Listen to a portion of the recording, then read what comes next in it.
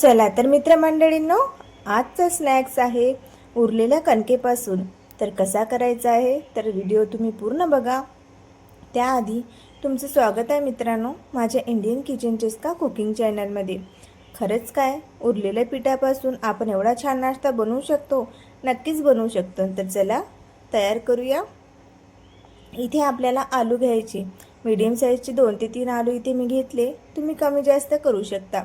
त्याचे आपल्याला छिलके काढून घ्यायचे आणि पाण्यामध्ये याला टाकून घ्यायचे. छान असं धुवून घ्यायचं आणि नंतर बारीक आपल्याकडे असा किसणी असली तर त्याने किसून घ्यायचं. आपल्याला जाड किसणी नको, आपल्याला अशा बारीक किसणीने छान असं आपल्याला याला किसून घ्यायचं आहे.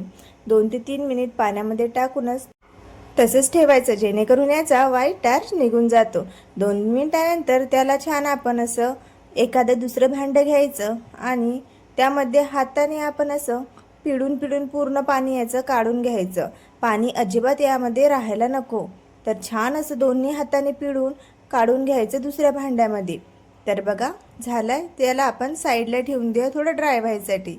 आता एका कटोरीमध्ये पीठ घ्यायचं. कणकेचं पीठ म्हणजे गव्हाचं पीठ घ्यायचं.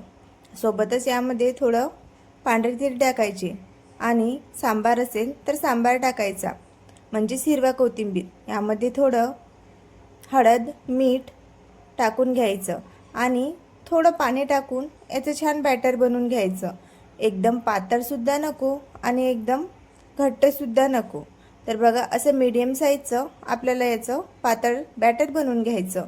साईडला ठेवून देऊया. तोपर्यंत आपले आलूसुद्धा थोडे ड्राय झालेले आहेत, म्हणजेच थोडे सुकले आहेत. आता यामध्ये 2 ते 3 हिरवी मिरची टाकायची बारीक कापून, जिरं घालायचं 1 चम्मच, थोडी हळद टाकायची. आता यामध्ये आपण चाट मसाला घालायचा आणि थोडं लाल तिखट टाकायचं, चवीनुसार कमी जास्त. आता यामध्ये थोडं मीठ घालून घ्यायचं आणि मिक्स करून ठेवायचं. छान असं मिक्स करायचं. बाइंडिंगसाठी आपल्याला बिलकुल यामध्ये बेसन वापरायचं नाही, कॉर्नफ्लॉवर वापरायचं नाही, दुसरं काहीही वापरायचं नाही आहे. तर हे मिक्स करून झालं, साईडला ठेवायचं.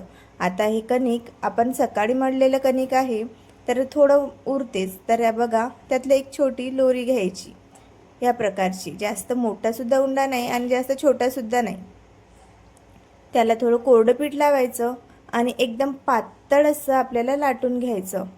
जसं आपण पापड लाटतो बिलकुल त्याप्रमाणे पातळ अशी आपली पोळी लाटून घ्यायची. लाटून झाली की त्यावर आपण आलूचं मिश्रण जे बनवून ठेवलं ते आपण यावर टाकून द्यायचं. पूर्ण पोळीला थोडं थोडं असं साईडने पूर्ण लावून घ्यायचं. जसं व्हिडिओमध्ये दाखवत आहे त्याप्रमाणे लावून घ्यायचं पूर्ण पोळीला, जेणेकरून साईडचे थोडे कोपरे आपल्याला सोडून द्यायचे. आता जसं व्हिडिओमध्ये दाखवत आहे त्याप्रमाणे छोट्या छोट्या अंतरावर चाकूने आपल्याला असे काप करून घ्यायचे. पहिले उभ्या साईडने काप करायचे, नंतर आडव्या साईडने एकच काप करायचा आणि असे गोल गोल करून असा रोल करून घ्यायचा. थोडं हाताला चिकटतं पण छान असे रोल रेडी करून घ्यायचे.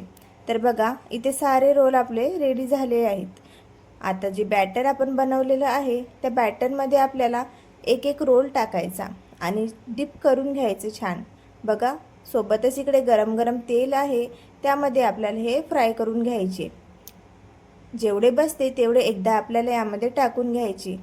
थोड्या वेळानंतर बघू शकता याचा कलर थोडा चेंज झाला. जोपर्यंत छान असा ब्राऊन कलर येत नाही तोपर्यंत याला खुसखुशीत होईपर्यंत तळून घ्यायचे. तर बघा कलर खूप जास्त असा छान आला.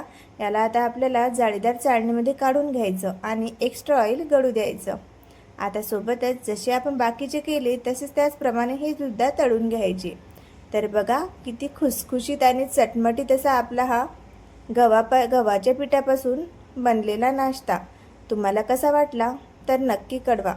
चांगला वाटला असेल तर व्हिडिओला एक लाईक करा, चॅनलला सबस्क्राईब करा, म्हणजे तुम्हाला असेच नवीन नवीन व्हिडिओ पाहायला मिळतील. तुम्हाला खरंच वाटलं नसेल की गव्हाच्या पिठापासून म्हणजे उरलेल्या कणकेपासून आपल्याला इतका छान असा नाश्ता बनवू शकतो. तुम्हीसुद्धा नक्की ट्राय करा आणि मला फीडबॅक नक्की द्या. Take care.